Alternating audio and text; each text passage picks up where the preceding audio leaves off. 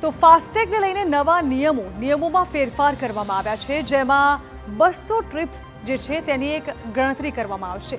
તો હવે તમને થશે કે આખરે આ 200 ટ્રીપ્સ જે મેન્શન કરવામાં આવ્યું છે તેની ગણતરી કઈ રીતે કરવામાં આવશે। તેના વિશે વાત કરીએ તો ફોર એક્ઝામ્પલ દિલ્હી મુંબઈ એક્સપ્રેસવેની બંધ સિસ્ટમ પર તમારે રાઉન્ડ ટ્રીપ કરવી હશે તો તે એક ટ્રીપ ગણાશે। એન્ટ્રી અને એક્ઝિટ બંને એક જ ટ્રીપ ગણવામાં આવશે। 200 ટ્રીપમાં આ એક ટ્રીપ ગણાશે। તો ઓપન ટોલ સિસ્ટમ પર તે અલગ ટ્રીપ ગણાશે।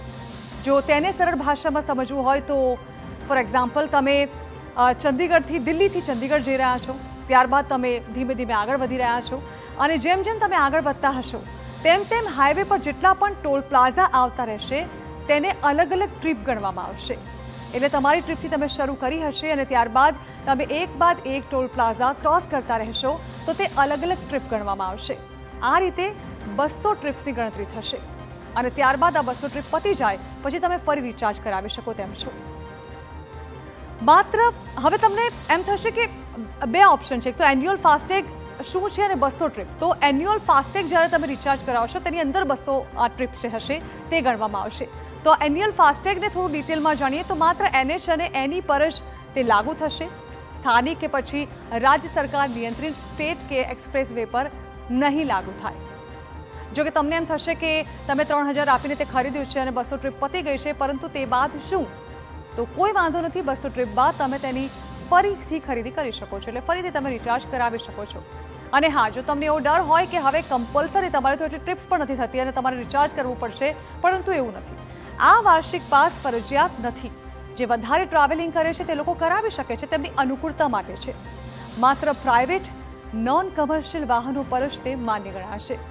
એટલે જ્યારે તમે કોઈ ટ્રાન્સપોર્ટેશનમાં કોઈ કેબ કરી હશે કે પછી કોઈ ટેક્સીમાં તમે જઈ રહ્યા હશો ત્યારે તે લાગુ નહીં થાય। એટલે તમારું કમર્શિયલ વાહન જો હશે તો તેના પર આ લાગુ નહીં થાય, માત્ર પ્રાઇવેટ નોન કમર્શિયલ વાહનો પર જ માન્ય ગણાશે। આ પાસ નોન ટ્રાન્સફરેબલ છે। આ વર્ષની અંદર તમે 200 ટ્રીપ નથી કરી તો તે નેક્સ્ટ ટ્રીપમાં ટ્રાન્સફર નહીં થાય। જો કે મેરઠ યમુના એક્સપ્રેસ અને એક્સપ્રેસવે રાજ્ય હાઈવે પર તે નહીં ચાલે। એટલે કેટલીક ટર્મ્સ એન્ડ કન્ડિશન પર જ તે લાગુ થશે। તો તમારી ઈચ્છા છે, જો તમારે હવે આ એન્યુઅલ ફાસ્ટેગ રિચાર્જ કરાવવું છે તો 3000ની કિંમત પર તે કરાવી શકો છો। અને તમારી ઈચ્છા છે કે ના, તમે અત્યાર સુધી જે રીતે ફાસ્ટેગ રિચાર્જ કરાવતા રહ્યા છો તેવી રીતે તમારે રિચાર્જ કરવું છે તો પણ એ તમારી મરજી છે। એના પર કોઈ ફોર્સ નહીં હોય, કોઈ એવો નિયમ નથી કે તમારે કમ્પલસરી આ ફાસ્ટેગ જે છે તે એન્યુઅલ રિચાર્જ કરાવવું પડશે અને તમે 200 ટ્રીપ નથી કરી રહ્યા ત્યારબાદ તમારા પૈસા વેસ્ટ થઈ જશે, તેવું કશું જ નથી થવાનું। જે લોકો વધારે ટ્રાવેલિંગ કરી રહ્યા છે તે લોકો માટે આ ખૂબ જ અનુકૂળ રહે તે માટે સરકાર દ્વારા નિર્ણય લેવામાં આવ્યો છે। પરંતુ જો તમારે એન્યુઅલ રિચાર્જ નથી કરાવવું અને તમારે પોતાની જરૂરિયાત પ્રમાણે રિચાર્જ કરાવવું છે તો પણ તમે કરાવી શકો છો।